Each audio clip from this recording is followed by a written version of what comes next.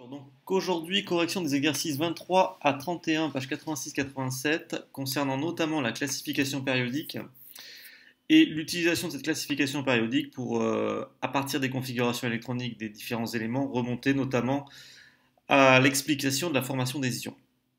Donc l'exercice 23, page 86. Donc le silicium appartient à la 14e colonne du tableau périodique et le fluor appartient à la deuxième ligne et à la 17e colonne du tableau périodique. Déterminer le nombre d'électrons de valence de l'atome de silicium. Donc l'atome de silicium, si on regarde la classification périodique, colonne 14, donc il est ici, et on s'aperçoit que son numéro atomique, le fameux Z, le nombre de protons, est égal à 14.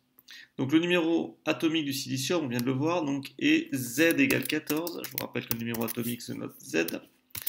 Donc ça sous-entend que le silicium contient 14 protons. Et donc l'atome de silicium contient également 14 électrons, puisque je vous rappelle qu'un atome est toujours électriquement neutre.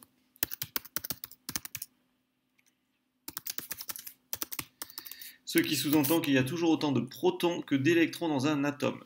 Donc du coup, les 14 électrons présents autour du noyau, on va les représenter par leur configuration électronique, donc sur les fameuses couches 1s, 2s, 2p. Donc sachant que la couche S peut contenir au maximum 2 électrons, la couche 2s également, la couche P peut en contenir jusqu'à 6, donc là on a déjà placé 10 électrons, il m'en reste 14. Donc il m'en reste 4, pardon, donc j'en place 2 sur la couche S, et enfin 2 sur la couche P, ce qui fait bien 6 et 4, 10, 14 électrons placés sur les différentes couches électroniques.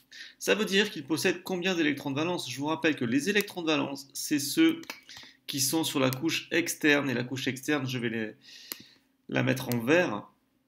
C'est la couche numéro 3 ici, qui est scindée en deux sous-couches, la couche S et la couche P, mais les électrons de valence, ce sont tous les électrons qui sont sur cette couche externe, donc ici, pour le silicium, il y a 4 électrons de valence. De la même façon pour le fluor, on l'a dit 17e colonne, deuxième ligne, donc il est ici, au passage c'est ce qu'on appelle la famille des halogènes, on y reviendra. Son numéro atomique est 9, donc ça sous-entend qu'il possède 9 protons. Donc de la même façon, Z égale 9. Donc il possède 9 protons et donc l'atome va contenir 9 électrons. Car l'atome, encore une fois, on l'a dit, est électriquement neutre.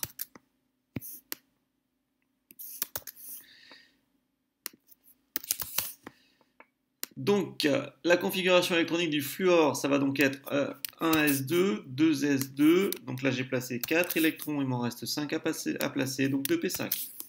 Et donc, il possède combien d'électrons de valence? Encore une fois, ce sont les électrons qui sont sur la couche externe, et la couche externe ici, c'est la couche 2. Donc, le fluor contient 7 électrons de valence. Voilà, donc c'est très important de savoir identifier les électrons de valence, puisque c'est à partir d'eux qu'on va notamment expliquer la formation des ions. Très bien, exercice 24. L'argon est positionné dans la dernière colonne du tableau périodique. Donnez le nom de la famille chimique à laquelle appartient l'argon.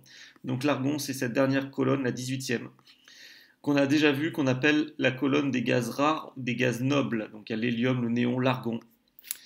Donc c'est ce qu'on appelle la famille des gaz rares ou gaz nobles. On utilise les deux termes, ça revient au même.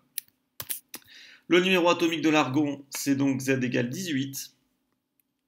Donc, puisqu'ici on nous demande encore de déterminer le nombre d'électrons de valence, donc à nouveau c'est Z égale 18 pour le nombre de protons, donc le numéro atomique. Donc l'atome d'argon va contenir, on l'a dit, 18 électrons, puisqu'encore une fois, l'atome est électriquement neutre. Donc la configuration électronique de l'argon, donc les 18 électrons à placer, ça va donc être 1s2, 2s2, 2p6, 3s2, et 3p6. Donc on remarque, et on l'a déjà vu ça, que la couche externe est pleine, puisqu'elle contient 2 électrons sur la couche S et 6 électrons sur la couche P. On dit qu'elle est saturée, et ça c'est la caractéristique commune de la famille des gaz rares. Tous les gaz rares ont leur couche externe saturée, ce qui leur confère une grande stabilité, ce qui veut dire qu'on va les trouver sous forme d'atomes dans la nature, parce qu'ils sont déjà stables sous forme d'atomes, puisque leur couche externe est pleine. Et donc ici, ils possèdent 8 électrons de valence. Très bien. Exercice 30. Donc la configuration électronique du lithium, Li à l'état fondamental et 1s2, 2s1. La configuration électronique du gaz noble de numéro atomique le plus proche et 1s2. Indiquer la colonne du tableau périodique dans laquelle se trouve le lithium. Alors je regarde ma classification. Et le lithium de symbole Li, il est donc dans la première colonne. Donc c'est la colonne numéro 1. Et au passage, on ne l'a pas dit, mais cette famille-là, tous les éléments qui appartiennent à cette famille, ce sont ce qu'on appelle des alcalins. C'est la famille des alcalins. Alors, déterminer à quel ion monoatomique il conduit facilement. Donc ça, on l'a vu notamment à travers des activités. Donc on a vu que le lithium, donc de numéro atomique 3, donc il possède 3 électrons, donc la couche électronique, la configuration électronique du lithium, c'est 1s2, 2s1.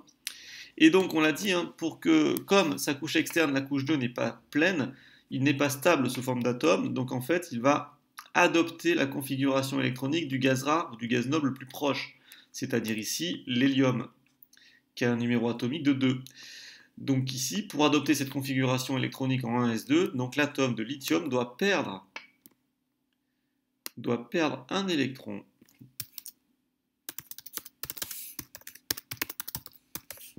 Pour adopter la configuration électronique du gaz rare ou noble, on l'a dit, le plus proche est ici l'hélium.